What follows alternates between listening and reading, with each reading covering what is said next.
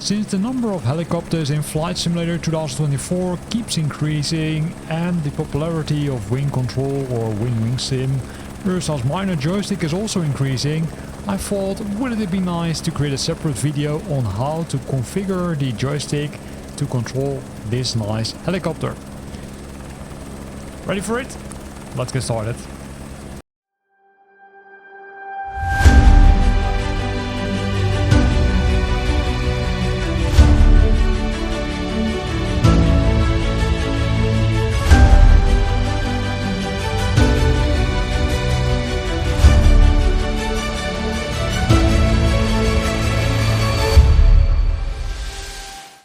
The helicopter is of course something different compared to an aircraft or airliner. It has one engine, but it can also have multiple engines. In this video we're gonna focus on this single engine helicopters such as the Cabri G2, but also this H125 and several other ones which are included in Flight Simulator 2024. To do that, what we're gonna do is of course we're gonna go to the settings menu. At least that's one of the options, because the other option is to select the controls over here. But I always prefer to do it like this, because then also the sim is paused and nothing can go wrong.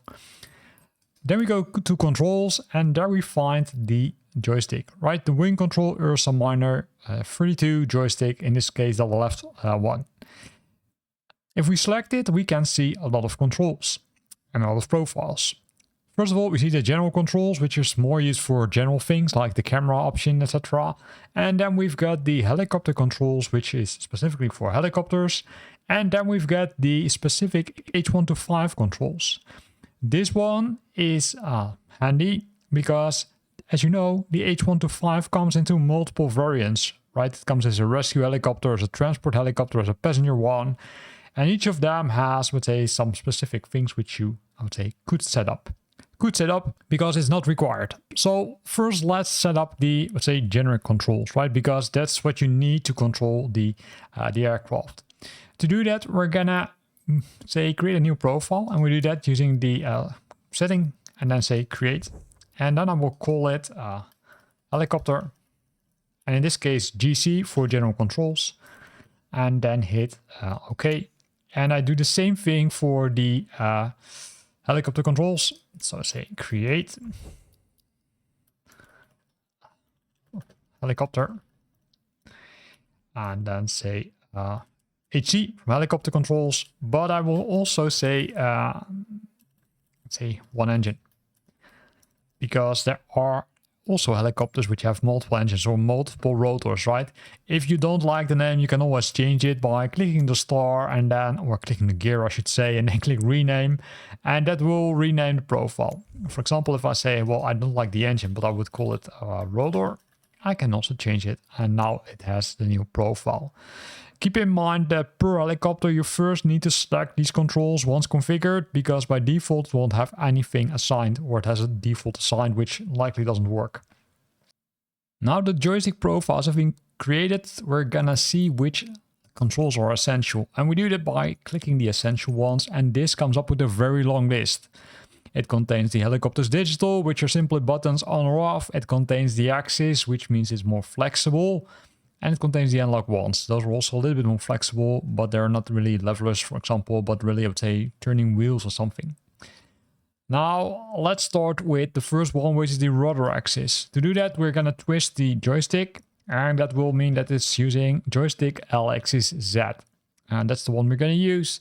I'm not going to show you which control it is in the, but for the buttons, I will do that definitely. So keep an eye on that. But I'm simply twisting the joystick itself, and that is the one which we're going to use. Then if we're scrolling down, we find the aileron and the elevators. Initially, I also thought, hey, this is what you need to configure. But for the helicopter, you need to use the cyclics. And this one is, I would say, always I'm picking the wrong one. So let's see. It could be that we need to change this, but I will set this to L-axis X and this one to L-axis Y. This is simply what I need to configure, because now I can kind of control the joystick, or control the helicopter I should say, by using this option.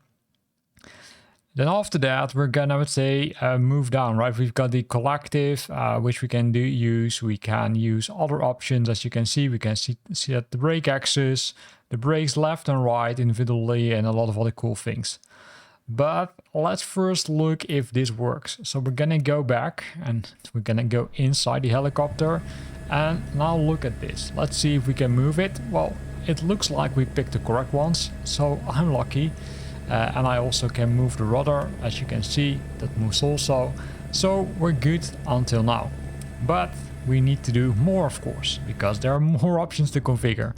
So let's go back to the settings, let's go back to the controls, and let's see if we can, for example, set a nice option to control the, I would say, throttling. Again, we're going to the essentials, and now I'm gonna say search for something else.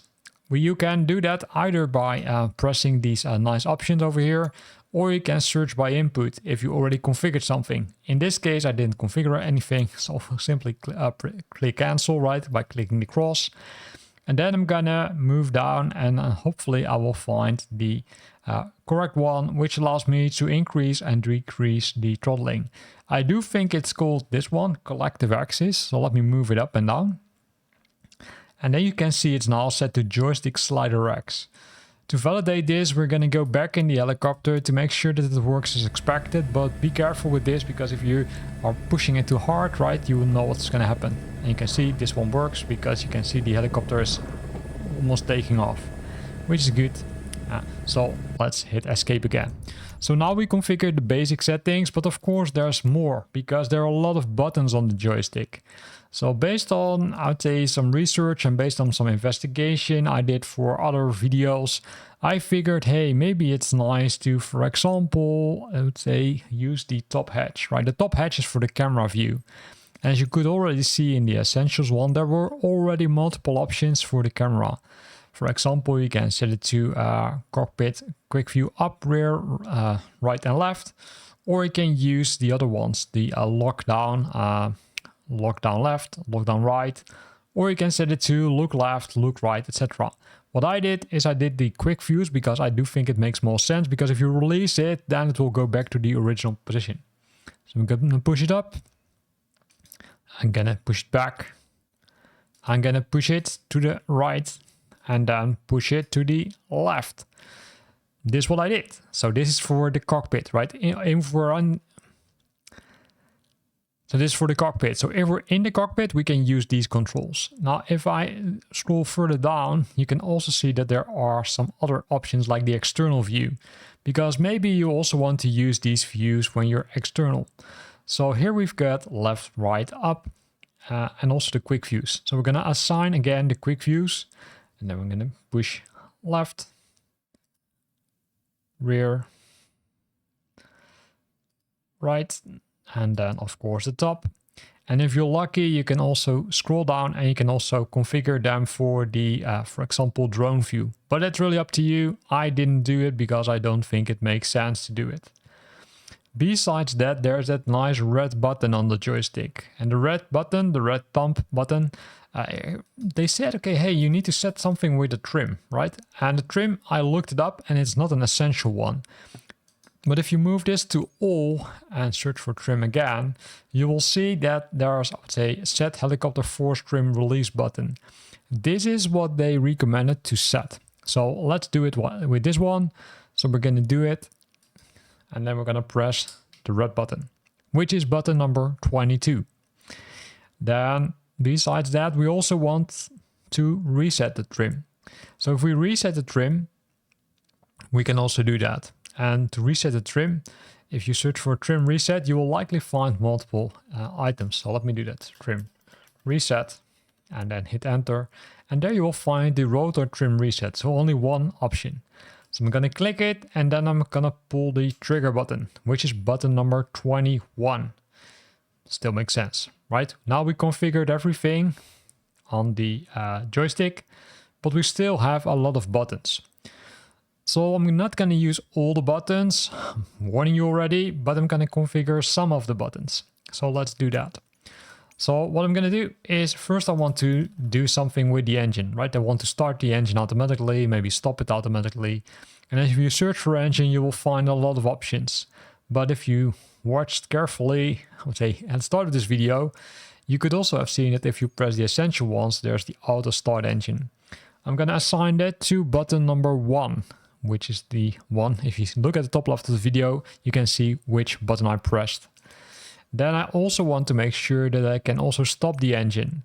Unfortunately, you can't map them to the same button. I tried it, but if you're doing that, it will not work because you need to have an additional, say, combination added.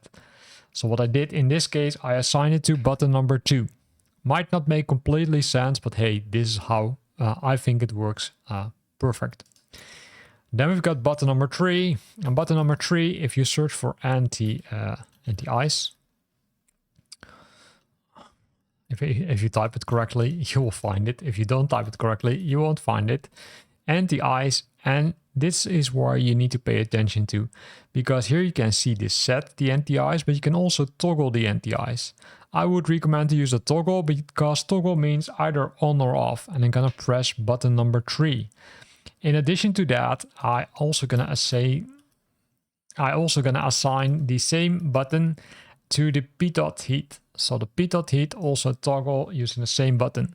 What you will now see is that there's a 1 behind this, and if I click the gear icon, I can see that it has been assigned also to the toggle anti-ice, right? So it informs you, hey, this control has already been assigned to something. But in this case, it makes sense. Then I'm gonna search for the governor. The governor, same thing, right? Same thing can be done. You can set it either for engine 1 or engine 2. You can see the toggle helicopter engine 2 governor and engine 1 governor. In this case, I only have one engine, so it makes it easy. So I can press the option here and then say number 4. In a helicopter with 2 engines, I would say you can also assign it twice, right? Assign button number 4 twice, but it's again up to you. Then of course we need to apply the rotor brake, because it's also a setting which you might want to use.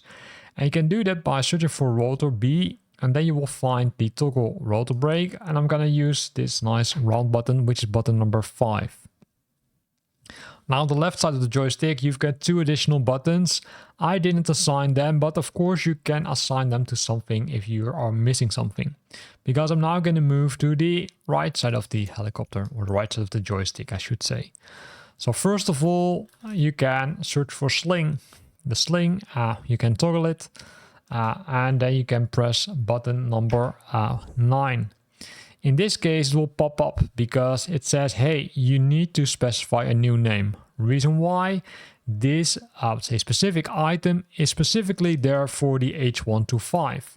But you might want to include something which helps you identifying it more easy. So I'm going to say helicopter H125. And I think this is the cargo one. So I'm going to set cargo and I'm going to set OK, because if I would select this one, it would be applied to all the H125s and you might not want to do that. So I'm going to assign the sling toggle. You can also see that here is specific digital, which means it now creates a specific profile. Then the same thing can be done, for example, for the winch. Let me search for it.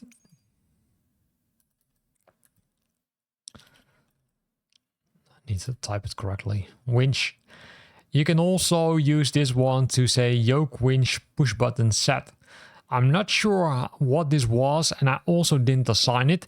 It was as a recommendation based on what I found, but I also figured out it really doesn't do anything in my case. Might be the helicopter version which I'm using, so I decided not to change it or not to assign it, but I assigned this one to the hoist. Also, the hoist might be specifically for another helicopter, but I decided to assign it to button number 8. Then, of course, there are some other things like the landing lights. Landing lights, simply press it, landing lights, here we go. And you can switch on the landing lights using button number 11. Right, that's the button I'm going to use. And also what they say, hey, you can also switch on the search light. So let's see if we have got some other lights. I'm gonna hit enter, and there you will see a lot of lights. But is there also a search light? Let me see. I don't think there is, to be honest. No, there's no. So landing lights is the one we're going to use. Of course, you can also assign, I would say, other lights to other, I would say, buttons if you want, but I decided to leave it like this. Now there are some buttons left. So what I did in my case, you've got that master caution. Let me switch for caution because I do think that that works better.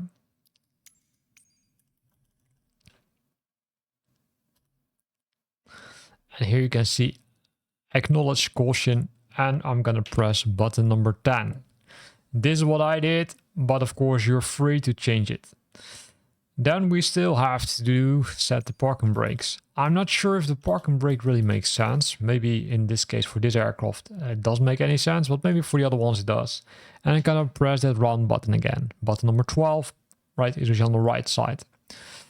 Now, of course, you can also use some of the options or the buttons which are left, right, which are those, let's say, almost, say, triangles, I think. Yeah, triangles, that's likely the most correct wording.